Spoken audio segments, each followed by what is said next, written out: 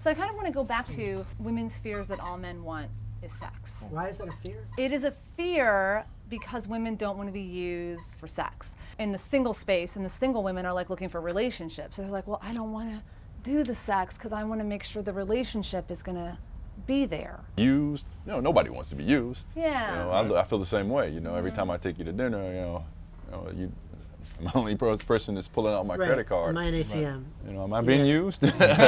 So I don't want to be used. And again, I guess the tables are turned there with in relation to the topic here is the sex. It's kind of an irrational fear that I don't think men really have that often. If you do take her to really nice places, there's a part of you in the back of your mind that's sort of like, I wonder if I am being used per se, but I don't think it's a fear that men have. I think even if it was, because then it would affect your drive to get what you want. Because if you fear something, you don't necessarily go after it, right? Yeah. Is the fear that you're going to sleep together once or twice and then that guy's going to take off? Yeah.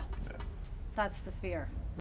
I mean, I don't know. A lot of times what you start out with isn't what you end up getting. I mean, you start dating with someone, a lot of times, and I don't know if this is true for everybody, but they're putting something out there that isn't necessarily them.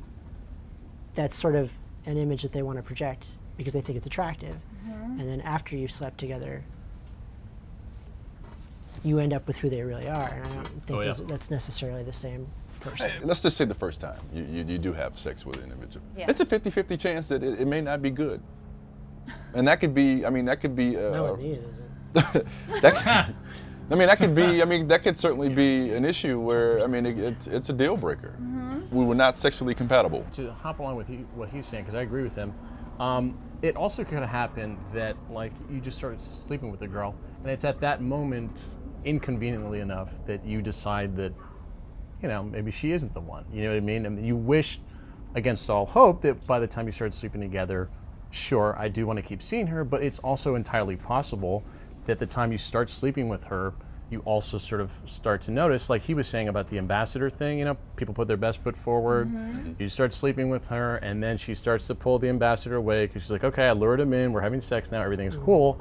But the more he sees of your real personality, what if he really genuinely isn't as attracted to that?